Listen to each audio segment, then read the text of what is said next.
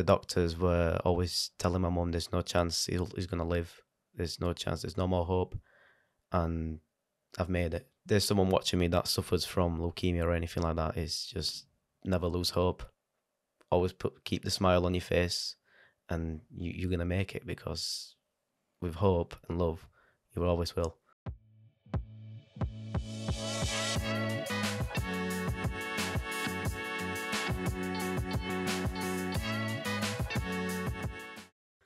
So welcome for a new episode, and I'm eating a Romanian pretzel now because Edward he bring some goodies what his mother is doing. Yeah, some goodie pastries that my mum has made, especially for our business.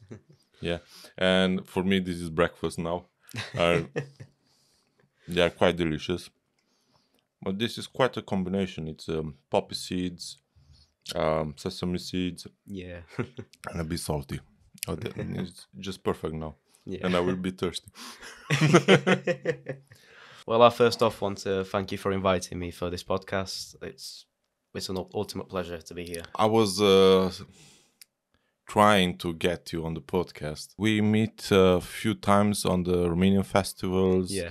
And it's quite amazing what you are doing and your mother is doing. I noticed the local newspaper wrote a piece about you. Yeah. And that's why I said, oh, and even it's close to me. Yeah.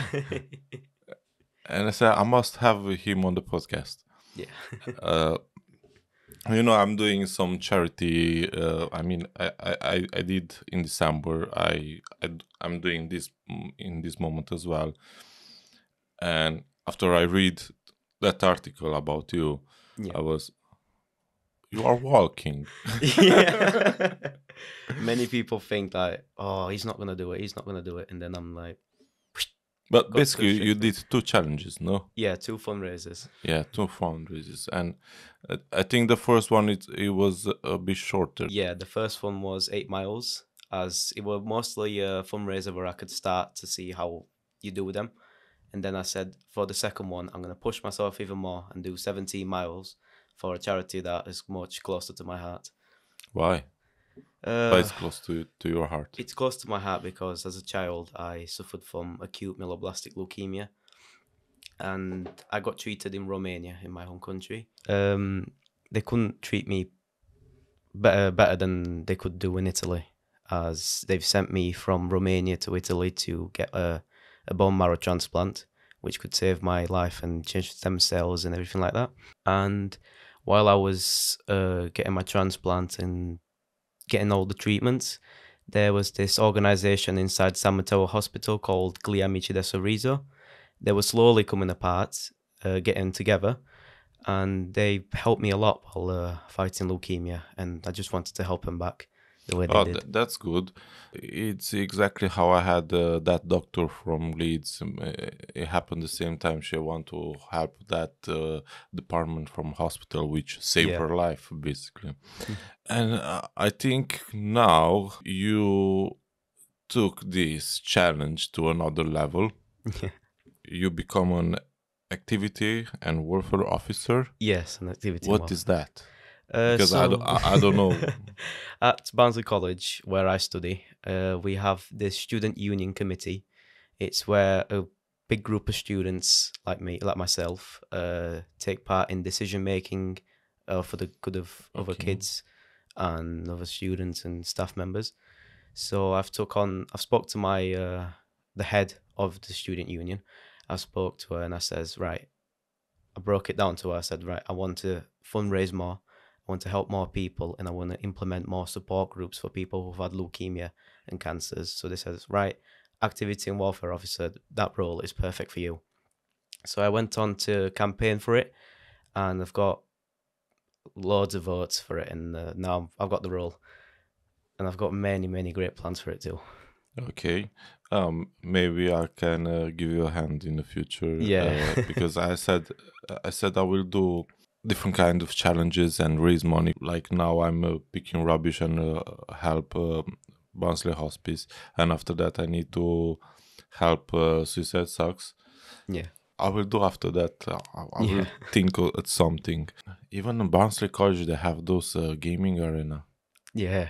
When I saw them, I said, "Really?" When I was in school, it wasn't something like that. Yeah. It was almost banned playing games, and here they have a gaming arena. Yeah. You help even Blood Cancer UK.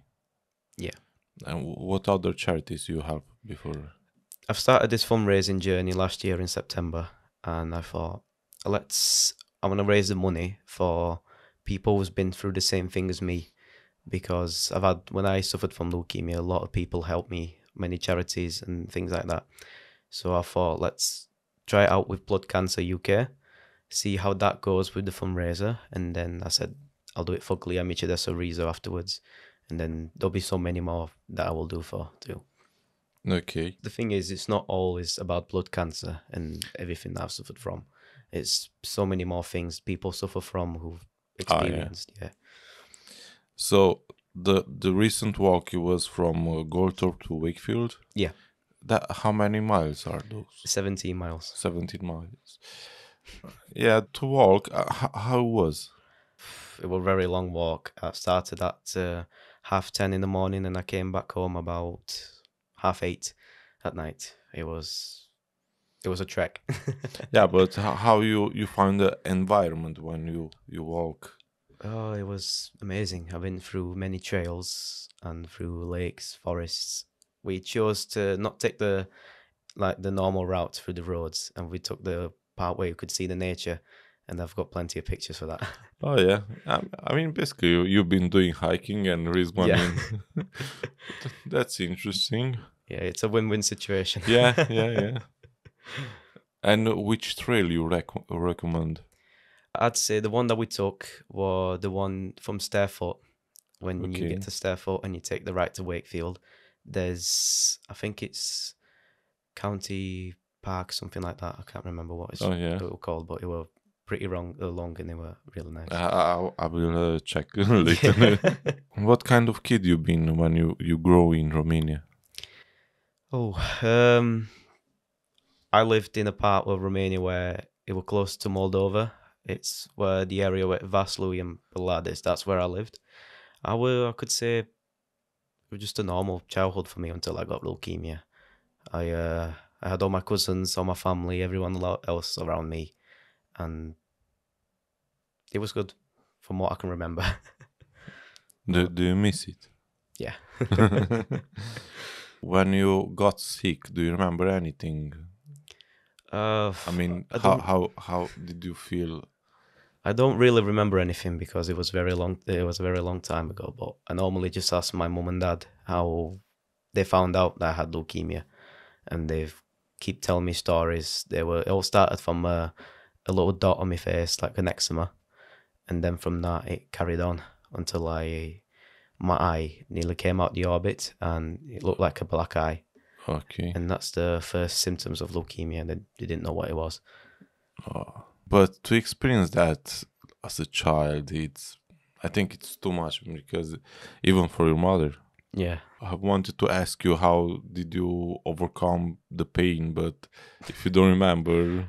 I always said, right, I was staying strong for my mum. Every time I used to tell her, right, I'm staying strong for you. I won't cry anymore. I'll get over this fever and anything else. It was always just for my mum and my dad. Okay. It's supposed to be for you as well. Yeah. Because now you are doing things for others. Yeah. But how about you? What do you want to do for yourself? For myself, the only things that like help me is to help other people. What I can think of. Because Okay. when I raise money for people, I just think of that £1 I raised. It can buy someone a toy, a bit of food, a bit of water, or just fund some research. We can make their lives better. Yes. Special fact they told me, because I was a bit disappointed how much I raised. Yeah. But they told me every little helps. Yeah, every little bit helps. Yeah, I mean, in the end, it was 500 and something pounds. Yeah. Yeah, I was expecting more, but but the thing is, it's very hard for people to trust in you, because now I start another one, and even in 2 weeks, I already raised 530 pounds, which it's even better than how it was before. Yeah. The thing is, yeah, people need to know about you Yeah. because they can trust you, and even if you use a platform which is trusty, you see how it is now, because there are a lot of scammers, Yeah.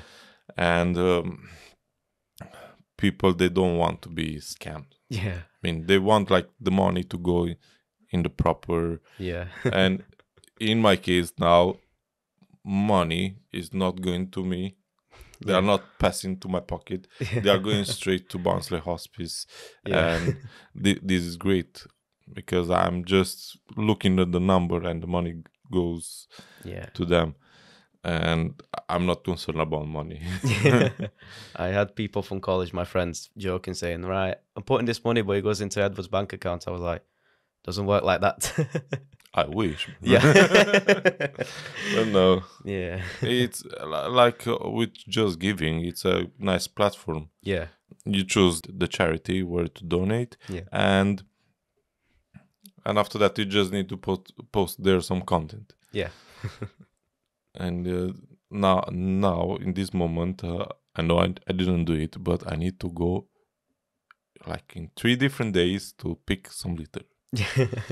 And I'm already planned to pick tomorrow a road. I don't know if that part of the road it's cleaned by anyone else. I mean, I know it's a lady who is picking litter where it's the sidewalk. Yeah. But where I want to pick, it's on the other side of the street, on Park Spring Road. Oh, yeah. I saw yesterday a bucket there, or a wooden pallet, and that's crazy. I'm not saying about the coffee mugs from takeaways, and Yeah. I mean, even it's not so bad. I tried to do a video when I picked some litter from the park, and in that day it wasn't so many rubbish. Yeah. Like how usually it is. Yeah. But when you're walking around with no camera and no everything Yeah. like that, and no picking no rubbish, it's everywhere. Yeah, all the exactly. time. If you think back when younger self, Yeah. look at you, at what you become, what is going to say? I have no idea. They might just say, like, they'll be surprised at what I've done and what I've achieved. If I looked at myself now, I'd just be surprised that I'm alive, to be honest. Because when I was in Romania, before I went to Italy, the doctors were always telling my mum, "There's no chance he's gonna live. There's no chance. There's no more hope." And I've made it. That's what's important. Yeah, she didn't give up. Yeah. That's interesting. But what piece of advice you can give us? For if there's someone watching me that suffers from leukemia or anything like that, is just never lose hope. Always keep the smile on your face, and you're gonna make it, because with hope and love, you always will. I think it's a state of your spirit or Yeah. body. If you think you are going to make it, Yeah. that disease is not for you. Yeah. I mean, it's not for anyone, but it happens. I think if you have a mentality, but you've been a kid, Yeah. and it's even harder to think about as a kid, like to be so sick. Yeah. Never knew like what was wrong with me, what happened, and that. I was always thinking, right, I'm living to the next day and being happy, because I didn't know what leukemia was. I knew that I was sick, and I didn't know what was going to happen the next day, and that. And we always just live through the day. Yeah. That's what's important. We're supposed to take a little break. Usually, I'm doing this to eat something. because I'm looking at these bad boys. Because they have a hot dog inside, no? Yeah. And if I know the Romanian ones, they're very good.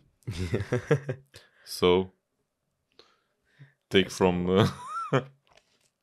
Let's devour this. Yeah. I want to ask you, what you eat? It is your favorite meal? For my favourite meal, I think, if it's a takeaway or anything I eat in town, it has to be a shawarma. That is the top. From where? From sponsored Mercury in Barnsley, the best place to get a shawarma.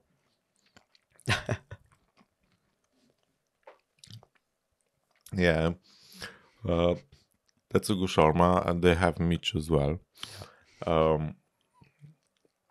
You know, it's another shawarma takeaway in Goldthorpe, Romanian. Is it? Yeah. I think I've seen it. Noah's takeaway, something like that. How about the homemade food? For homemade food, I'd say Romanian mamaliga and tokitura. That's the best. Yeah. I'm not able to stop. You bring me some drugs. I think it's one of my problem. It's the bread. Yeah. Because if it's tasty, oh my gosh, I'm not able to stop. Me neither, yeah. Yeah. And that's a bit dangerous because look here, carbs. And you told me about you like tokitura. Basically, that's a stew. Yeah. Did you been somewhere and eat something interesting, like something out of ordinary? For me, normally, I'm a very picky eater when I eat. So every time I go to a restaurant or something, it's burger and chips. But the classic. Yeah. I went to Cosmos and I tried the seafood, and I can't remember. I think they were prawns or something like that. I've ate one part of it and I was like, nope, not for me. I didn't eat too often, but I've been to a Mediterranean place in Sheffield, and I ate octopus. Oh God. It was good, and with risotto. Oh yeah. But the idea for me was risotto. I don't want rice, really. But it was amazing because I don't know how they made it. I think it was like with cheese in it. I don't know, but it was very tasty, and I was I'm glad it's good. I used to eat a lot of rice, but it's like I had enough. Yeah. I used to do diets. I was eating rice and chicken livers. Yeah. And I think even with curry, and now I can't stand them. I love pizza. Oh yeah, me too. And you know, Nero pizza. I've seen it, but I've never tried it, so I think that's my next on the list. Yeah, you can try from Doncaster or from Barnsley Market. I think they are doing deliveries now. To do fundraising, it's not easy, how I told you. Because, I mean, you know, Yeah. because you did a few times now. What is the hardest part for you? The hardest part is it's not starting the fundraiser or finding the cause for it. It's the period where it's dead, where it's not dead, but it's the point where Nothing happened. Right? nothing happens. It's silent, and you think, I'm never reaching that goal. But when you get closer to the challenge and you do the challenge, it instantly goes boom. What I realized on my latest one, you need to give people a value. Because I said every 150 pounds, I will pick rubbish and litter. In that moment, I had 85 pounds. until I finished the video, I had 100. But after I published the video, I know in the morning I had 105. I think it was 8 o'clock when I saw that. Yeah. Someone donated 300 euros. And I was, what? And I cried. Really. I did so many times that, and when I saw that, I was on my first fundraiser. The original goal was £150 because I thought it's the first fundraiser, no one's going to donate, no one's going to notice it.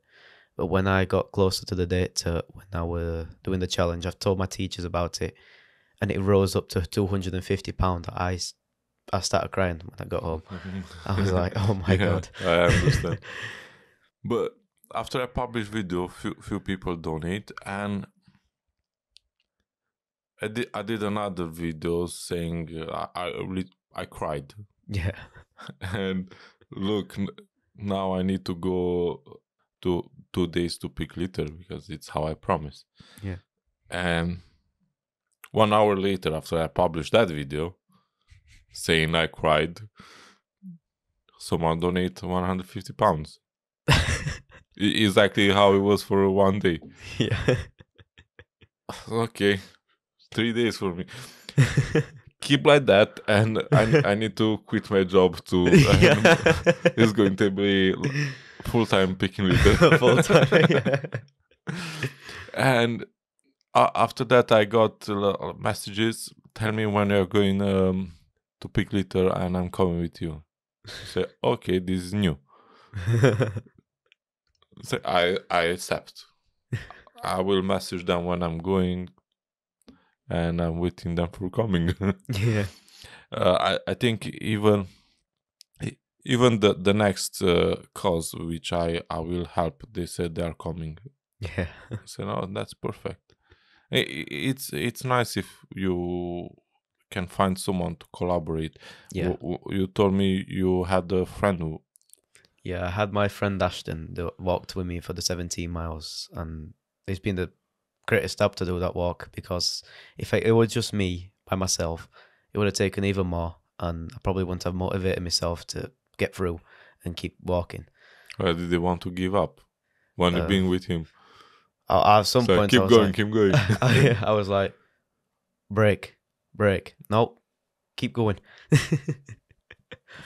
Yeah, thank you for helping him. If you see this video, I don't know if it's very comfortable for you to speak about the disease what you had.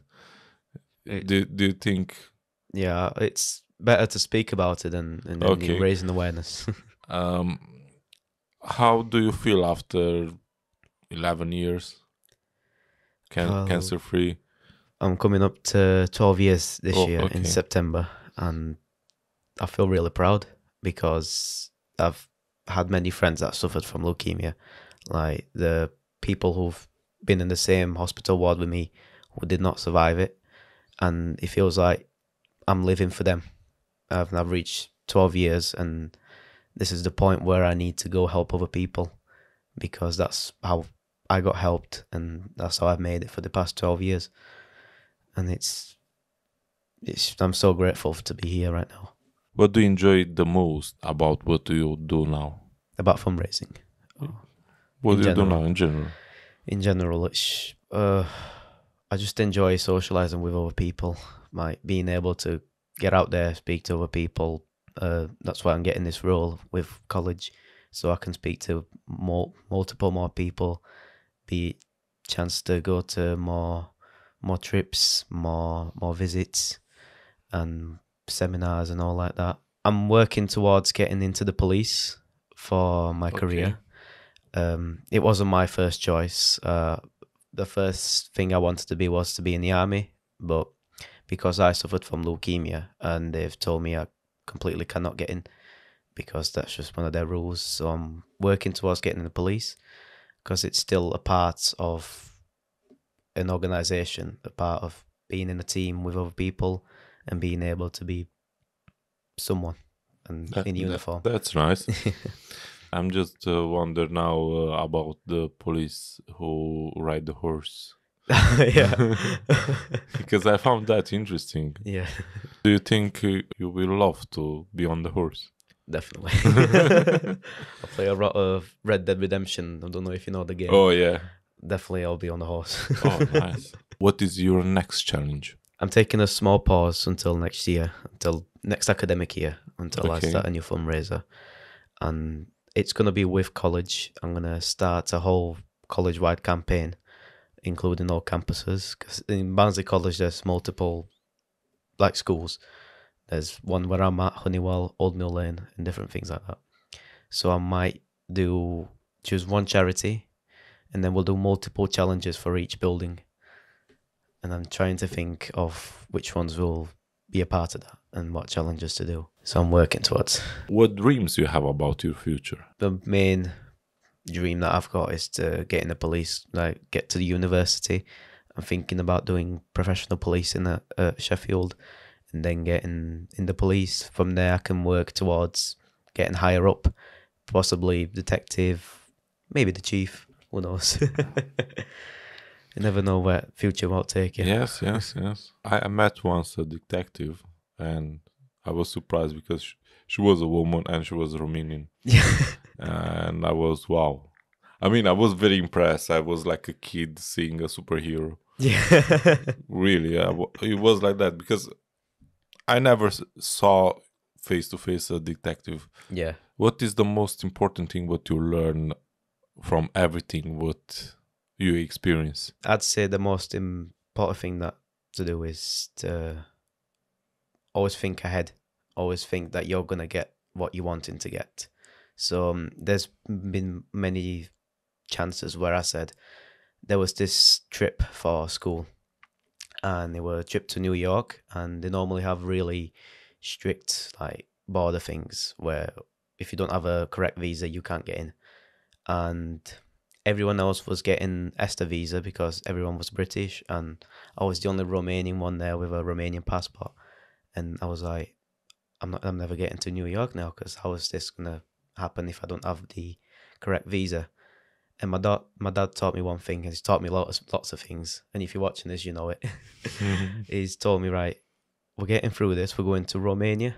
So we went to the American embassy in Romania, and we spent, I think, £250 for a tourist visa, and went back to the UK, and then I got to New York. So if you put your mind to it, and you say, right, I'm getting from there to there. Yeah, but you did an extra trip. An extra trip, yeah. That was a bit of disadvantage, but yeah, you made it. Yeah, it's mostly that trip was like a metaphor for the rest of your life, because if you put your mind to it, you will get there, and you never don't have to stop early. What did you learn being in New York? How was the culture, or what did you see? It was like, it was nothing I've ever seen before. Everything was so tall. I felt really small. I am small already, but I felt really small, and I was like, oh my, this is the first time I'm going to experience this.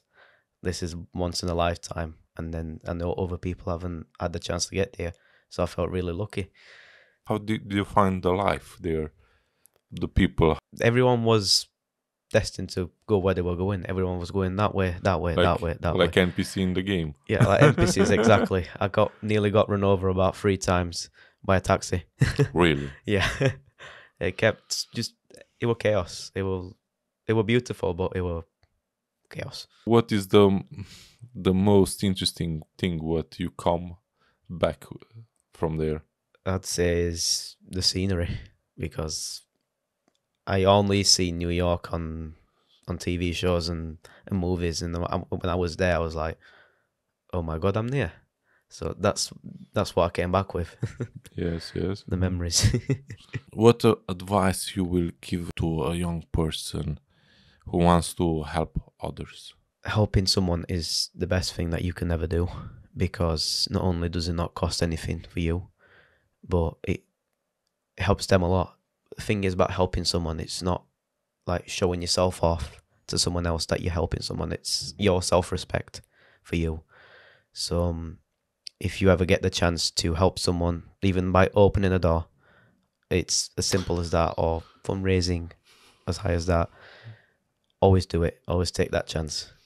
Yeah. It can make a difference to someone else. Even though it's small to you, it can make a difference to someone else. Yeah, that's a good one. I mean, just open the door for someone. It can be a nice thing to do. Yeah, saying hi to someone on the street, good morning, afternoon. My final question, but after that I will eat more of these pretzels because I'm hungry. How people can find about your work? Momentarily, you can only find me on my personal social media, but for the future, I'll be making some pages, either Facebook, Instagram, TikTok, and I'll be putting everything that I've done, all my work for fundraising, and possibly even future more things that I will do on them pages. Yeah, you must do that because people must see what you are doing. Yeah. If they are seeing, they can donate. Yeah. Thank you being awesome. Thank you very much for inviting me. And if you see this soon in the Barnsley market, or I don't know exactly where, possibly, just try. You don't regret it. Yeah. Yeah. Anything made by my mum. I mean, it's homemade. I will have another pretzel. See you in the next episode. Thank you much. And follow me and follow Edward.